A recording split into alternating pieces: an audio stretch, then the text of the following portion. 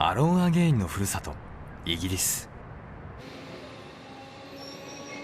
ギルバート・オサリバン、本名レイモンド・エドワード・オサリバンはアイルランド生まれ。一家はギルバートが7歳の時にイギリスへ移住。10代になって音楽に目覚めたギルバートはピアノを弾いたり友人と組んだバンドでドラムを叩いたりしていた。やがて彼は自ら作詞作曲をするようになりデモテープを作り始めた。地元のアートカレッジを卒業後ロンドンへ。彼はそこでアルバイトをしながらプロモーションを続けていた。その後 CBS のオーディションに受かり数枚のシングルレコードをリリースしたもののセールスは振るわなかった。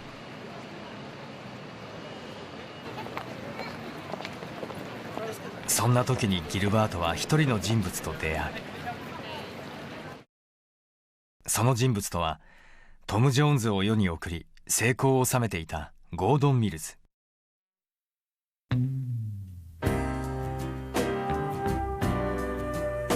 ゴードンのレーベルでリリースした「ナッシング・ライムド」は全英8位を記録。そして念願のデビューアルバム「ヒムセルフ」を制作。アルバムは好評でギルバートは一躍人気シンガーの仲間入りを果たした。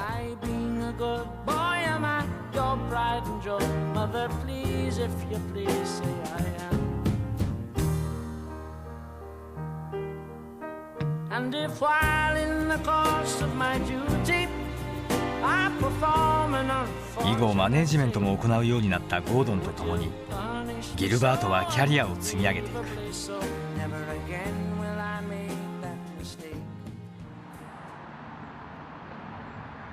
ロンドンの西に位置するサリー州ウェイブリッジ。この静かな住宅街に当時ゴードンの邸宅があっ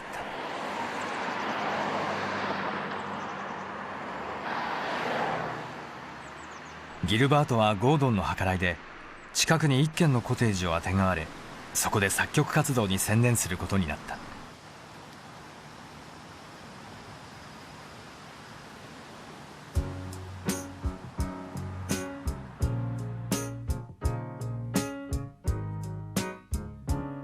そしてアローン・アゲインが誕生。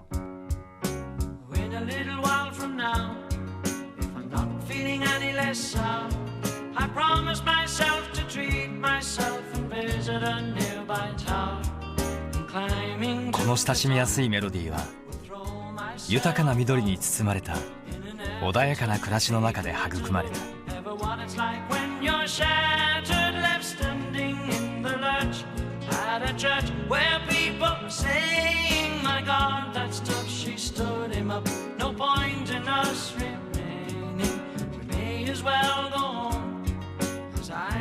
当時のギルバートとゆかりの深い人物を訪ね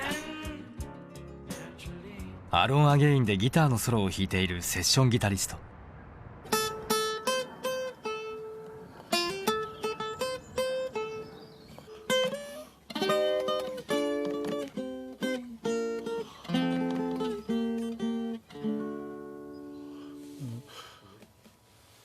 It's a lovely melody, isn't it? You know, you could really, as an arranger, I could make a symphonic poem out of it. You know, so it's it's complete. It's lovely. Gordon has said he'd just found this new singer, you know, and would I do a session for him? You know, I said, yeah, sure, I'd like to. You know, and obviously we became friends. You know, after that.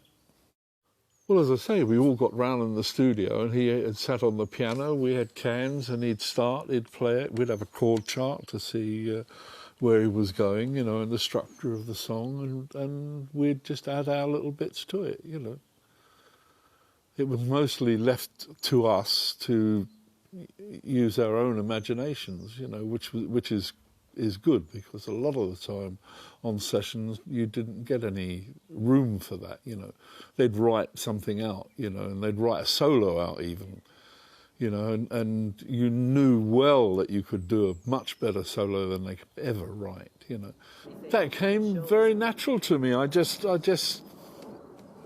you know, thought it was such a lovely song, and that I could play it in a certain way that would enhance it a little bit, you know, and that came out. That was first or second take, I think it was, yeah.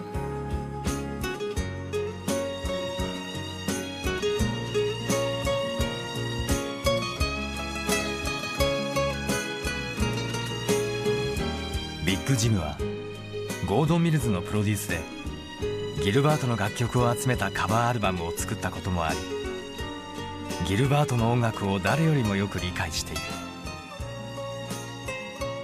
He had a very strange style. You know, he played in clusters, what we call clusters. Normal musician would play open chords, you know, on the piano, but he played like that. And boom, with his thumb, you know,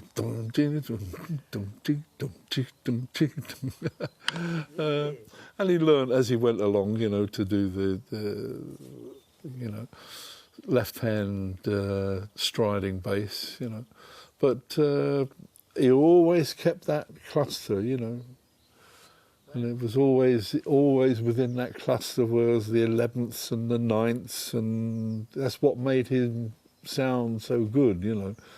That and how he got some lovely melodies. You know, I mean, those clusters of chords. When you hit a cluster of chords like that, you have to listen to it. You know, and what you hear within that cluster is a lot different to what you hear on an open cluster. You know, so I can understand how he got his where he got his songs and his ideas from. You know. And his changes were akin to jazz.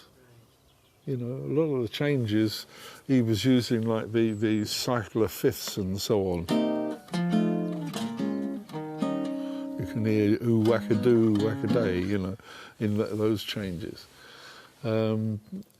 So he was a kind of akin to jazz.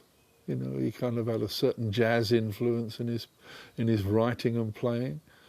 And he was a good performer, you know. He really played well on stage. I backed him on a couple of tours, and he was great. He was a very talented man. He is I'm saying was, he is a very talented man, you know.